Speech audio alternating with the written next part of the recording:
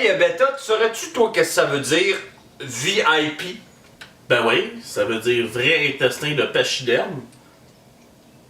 T'es sûr? Ben oui. Sinon, ça serait quoi, genre violeur d'internet pubien? Ou volaille inacceptablement puante? Ou ventriloque internationalement plastifié? Hostie, ta gueule!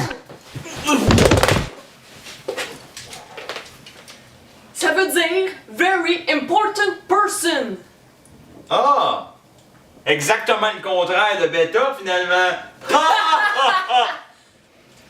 En tout cas, tout ça pour dire qu'on va tester VIP au PlayStation.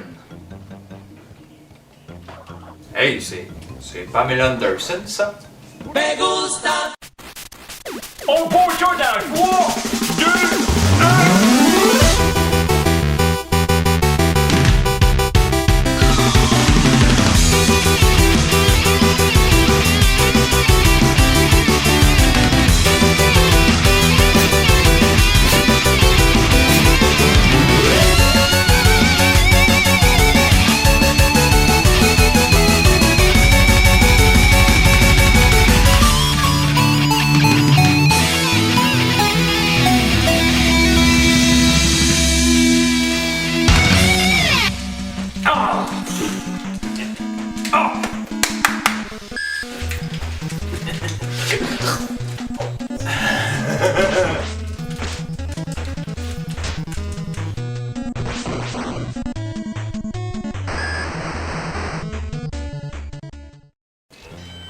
VIP, à la base... Ah shit, je l'ai manqué!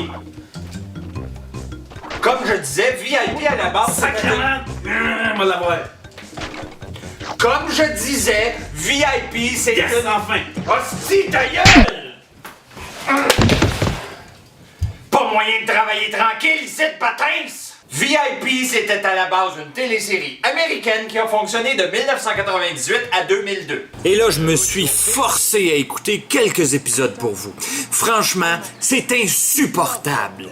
On s'entend que la seule raison pour laquelle cette télésérie-là a pu fonctionner, c'est parce que Pamela Anderson en fait partie. Voici le topo. Le personnage de Pamela, qui s'appelle Valerie Irons, travaille dans un stand à hot dog qui a drôlement l'air d'un rectum qui straight la pisse. En gros, elle se fait inviter à sortir par une célébrité du cinéma. Alors bien sûr, on a dû endurer pendant 5 minutes la séance d'essayage de robe de Pamela, sans manquer bien sûr de mettre en valeur sa belle paire de beaux sourires, oui. Bon, pis là, il y a une gang de gros méchants qui veulent tuer la célébrité en question, alors la vaillante Valérie va défendre l'acteur. Regardez bien ça.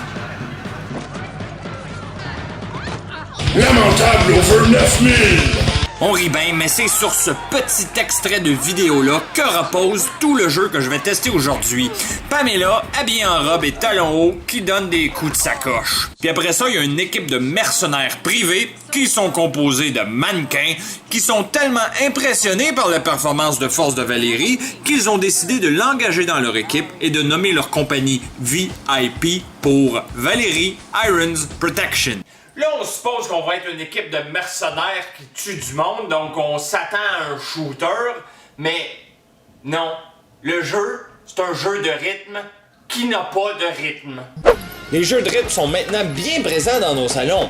Il y a qu'à penser à Rock Band, Guitar Hero, Esti poche! les jeux de danse avec tapis ou encore les jeux qui utilisent la capture de mouvement comme la Kinect. Mais dans VIP, tout le jeu se passe avec les boutons de la manette. Puis comme je disais, il n'y a pas vraiment de rythme à suivre. Fait que je vais partir le jeu puis vous verrez par vous-même. Ce jeu-là est sorti en 2001 et a été développé par Ubisoft. Ouais, il fallait commencer à quelque part. Ça commence avec une cinématique assez bien faite, je dois dire, qui met en situation l'histoire. En gros, il y a un chirurgien qui va se faire tuer et bien sûr, il va appeler une bande de poufiasses pour venir le sauver à l'aide de nos coups de sacoche. Donc le jeu commence et pendant 2 minutes, on doit faire les combinaisons de touches qui apparaissent à l'écran. On ne contrôle strictement rien. Si on réussit la combinaison, Pamela va donner des coups de sac à main. Si on échoue, c'est Pamela qui se mange des coups et puis on a une barre de vie, donc on doit faire attention à ne pas trop prendre de coups. Jusque-là, ok, on est en train de découvrir le jeu. Donc à première vue, malgré des graphismes moyens, on n'a pas vraiment raison de rager. Après quelques minutes par exemple, on change de style de jeu. On rentre dans une phase de shooter. Et là franchement, c'est pas trop génial. Les contrôles sont borderline au mieux. La façon qu'a notre doudette de pivoter sur elle-même défie la loi de la physique. Ensuite, les développeurs ont utilisé exactement les mêmes sons que dans GoldenEye. Remarque que je sais pas si les développeurs de GoldenEye avaient des droits sur ça, mais c'est juste gossant. Et aussi, il faut dire que l'intelligence artificielle est pas forte. Tu sais, je me tiens debout, à découvert, et tout ce que les imbéciles d'Agent Smith trouvent de mieux à faire, c'est de courir devant moi à place d'essayer de me tirer. Ah, pis quand ils s'arrêtent, ben ils tirent même pas. Mais toi, je vais t'avoir!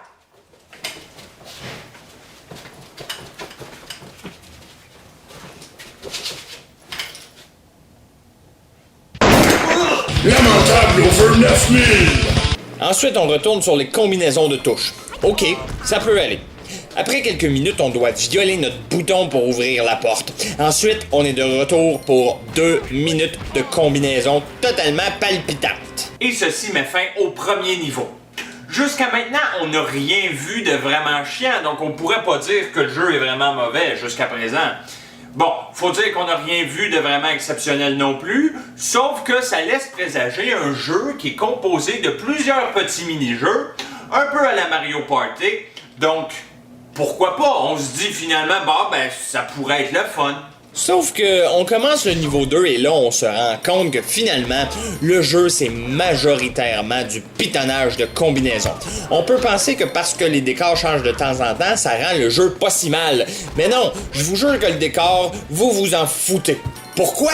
Ben premièrement, c'est lettre en calice. Puis deuxièmement, on est tellement concentré à regarder quelle combinaison on doit taper qu'on porte tout simplement plus attention à rien d'autre. Donc, le niveau 2 consiste en 8 longues minutes à taper des combinaisons. Je vous laisse regarder juste 10 secondes.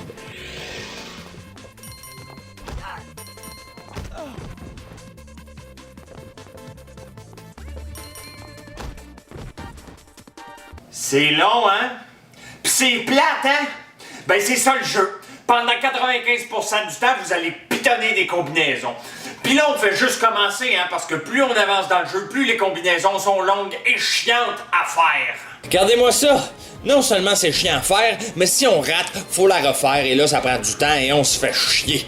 Ah pis vous en faites pas là, la musique du jeu est pire qu'une claque sur la gueule avec un arrière-goût d'excrément là.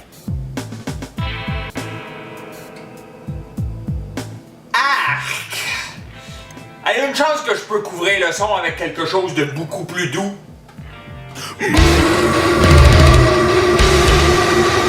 Sinon, entre les niveaux, on peut utiliser nos points pour acheter des animations qu'on voit déjà dans le jeu. Ça, puis des photos. Qui sont pas vraiment des photos, en fait. Pourquoi? C'est même pas beau, en plus! Non, c'est vrai, l'image est pas belle, il manque d'éclairage, il a la peau ben trop foncée, le gars. T'es donc ben cave. C'est un black, le gars. Un black, comme dans Men in Black? Laisse faire. Ensuite, de temps en temps, dans les niveaux, on a des bouts où on doit se faufiler et pas se faire repérer par les ennemis. Sérieusement, c'est d'un pathétisme. Je pense pas avoir besoin de vous dire que c'est d'un ennui extrême. Puis clairement, on aurait pu s'en passer. On n'arrive même pas à y croire, là. Regardez ça, là. Je suis caché, là.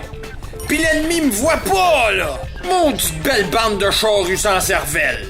Et le point central de VIP qui est intéressant à regarder, c'est pas les combinaisons de touches, parce que ça, il y en a à n'en plus finir.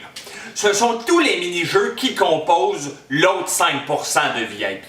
Puis ces petits mini-jeux-là ont tous des types différents. Puis grosso modo, il y en a un à tous les niveaux pour un total de 13 niveaux. Au niveau 3, on a un mini-jeu vraiment absurde. On se fait viser par un sniper et au moment où la balle part, on doit peser sur la bonne flèche et au bon moment. Et là, Pamela va se tasser à temps. loin de moi l'idée de vouloir critiquer, mais merde, Pamela! T'es en train de te faire tirer dessus par un sniper, pis ce que tu trouves de mieux à faire, toi, c'est de courir comme ça!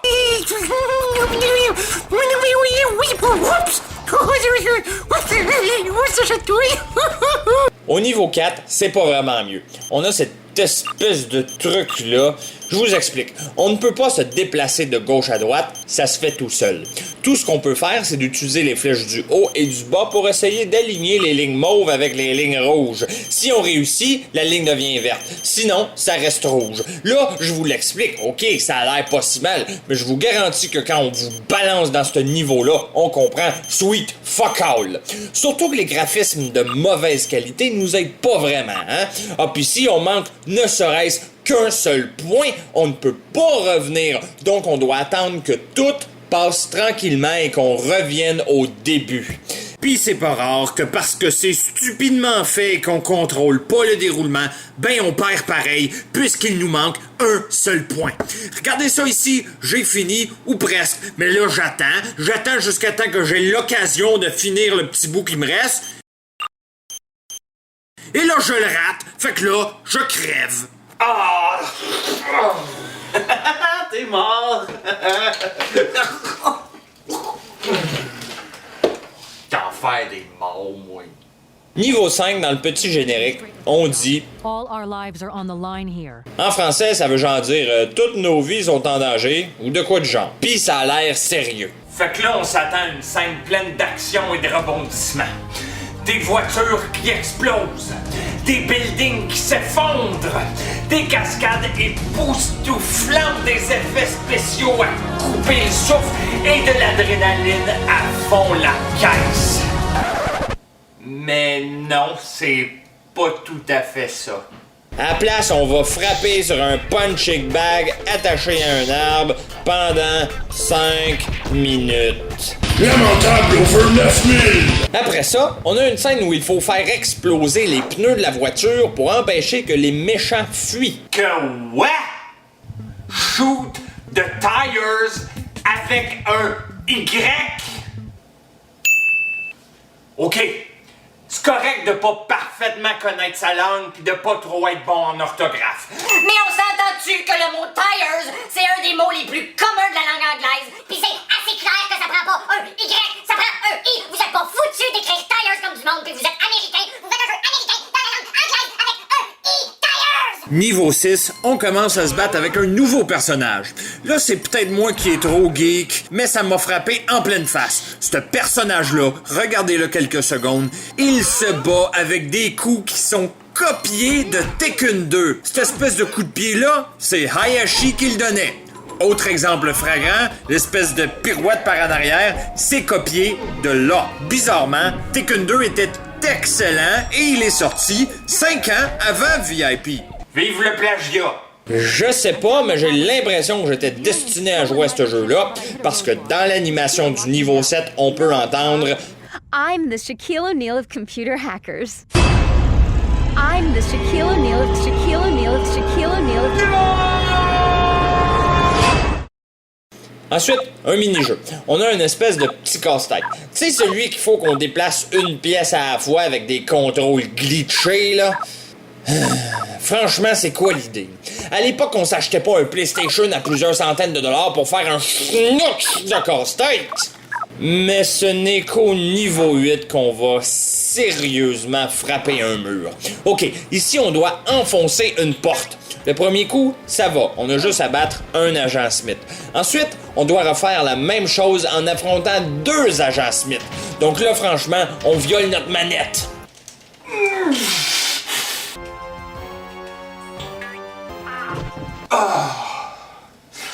On fait pas juste violer notre bouton, on le dévierge, sti! Le quoi? Non, tu me niaises? Fuck! Ah ouais! Non mais, pourquoi il y a une 3e étape? C'est du pur sadisme! OK, je suis réchauffé, on le refait.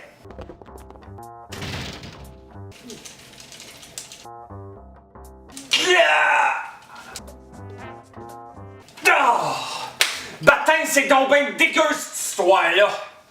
Ah, puis en passant, si vous échouez la troisième partie, ben évidemment, vous recommencez à partir de la première partie. Puis je voulais épargner jusqu'ici à chaque fois.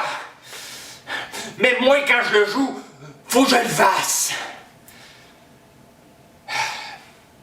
OK, je suis testeur alpha.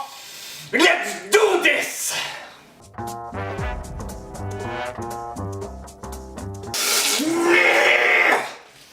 Là, je pense que j'aurais pas le choix d'utiliser mon truc secret.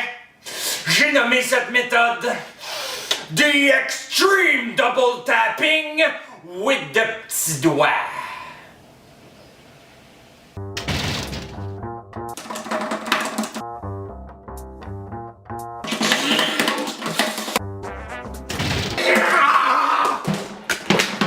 Là, je pense que j'ai vraiment plus le choix. Beta, viens ici! Oui.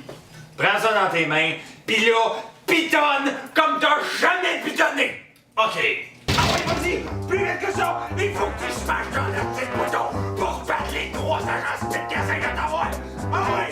Plus vite! Pitonne! Pitonne!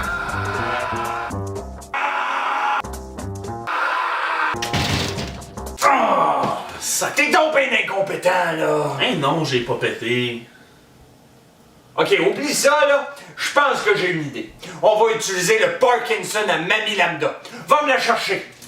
Mamie, au pied! Mais c'est quoi? Faut-tu encore que je me déshabille, là? Non, mamie, là, le juge a été bien clair là-dessus, là, puis en public. Tiens, regarde, c'est pas compliqué, là. Tu prends ça dans tes mains avec ton pouce vers le X, là. C'est ça. Lâche pas. Continue. Vas-y, vas-y. Ouais, vas-y. Ouais. Tu l'as fait, oui. Ouais, yes! Yes! Hey, yes, sir! Oui! Tape là-dedans! Ouais! Bien! OK, mais je pense que tu l'as brisé. Oh, c'est pas grave, ça se répare. Amène-la chez le vétérinaire. OK. Et après ce passage qui était atroce, on a une espèce de scène où on doit affronter une bande de morons armés, puis notre seule arme, ce sont les bouteilles du bar. Fuck la logique, hein? En plus, regardez la perspective. Notre personnage est dans le fond de l'écran et nos ennemis sont en premier plan. Je vous jure que c'est un feeling de gros caca qui veut pas sortir. Ensuite, après un bon 15 minutes de combinaison, on arrive à ceci.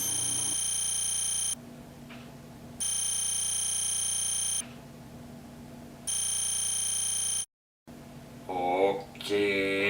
Là, j'ai réessayé plusieurs fois, puis ce qu'on voit à l'écran, je vous le jure, j'ai tout simplement pesé sur tous les boutons possibles en même temps. Puis ça a fonctionné. Ouais, ça c'est ce que j'appelle un bon gameplay. Ensuite, pour les 3 niveaux suivants, vous ne ferez que des combinaisons. Elles sont longues et vous disposez de très peu de temps pour les faire. Mais si vous avez la patience, ou devrais-je dire beaucoup de temps à perdre, vous arriverez au boss final. Mais pour battre le boss, il vous faudra au préalable faire exploser des portes. Comment est-ce qu'on va faire ça? Ben évidemment, avec des combinaisons de touches! Le boss finit par se pointer et c'est un genre de duel au sniper. C'est pas trop facile puisque vous devez faire sauter l'hélice de l'hélicoptère tout en tirant sur le boss pour pas que lui vous tire dessus. Si le boss vous touche, vous vous retirez et perdez ainsi la chance de détruire l'hélicoptère. Il faut donc alterner entre le boss et l'hélicoptère. Je serai honnête en disant que ceci est le seul endroit du jeu où je me suis amusé. La difficulté est quand même présente, sans être impossible. Les contrôles ici sont quand même corrects, puis surtout, ils ont pas écrit « Shoot the engine » avec un Y. Ben, c'était ça, VIP. On va se le dire, c'est un jeu d'après une télésérie, donc fallait pas s'attendre à quelque chose de vraiment extraordinaire. Mais il faut quand même admettre que le jeu a des points forts, notamment les animations entre les niveaux étaient plutôt bien. Aussi, la difficulté augmentait de façon linéaire à mesure que le jeu avançait, puis je trouve ça très bien. Ben, on en arrive à la chronique calembour de mon cornichon d'assistant. Beta, à ton tour. Beta, c'est l'heure de ta chronique. Alors, dis-moi pas qu'il faut que...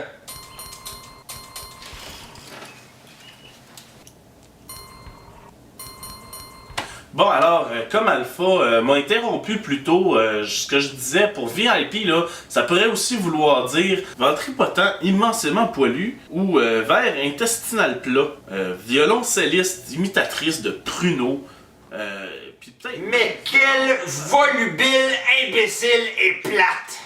Lambda, va donc y arranger son cas. Ah bah, ah, toi aussi, à cette heure.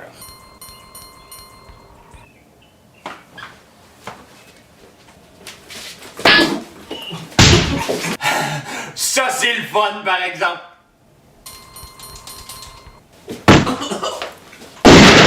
C'est déjà la fin de notre 10e épisode. Vous êtes de plus en plus nombreux à nous suivre et ça fait vraiment très plaisir. Puis si vous nous suivez depuis le début, ben on vous lève notre chapeau. Puis si vous êtes nouveau, ben abonnez-vous, puis partagez la vidéo. Puis si vous êtes déjà abonné, ben abonnez-vous une deuxième fois, nous autres on aime ça. Non, s'ils sont déjà abonnés, ils peuvent pas se réabonner, maudit là. Ben non, mais ça a du sens. Alors, ta gueule! Oui, je veux pas t'envoyer.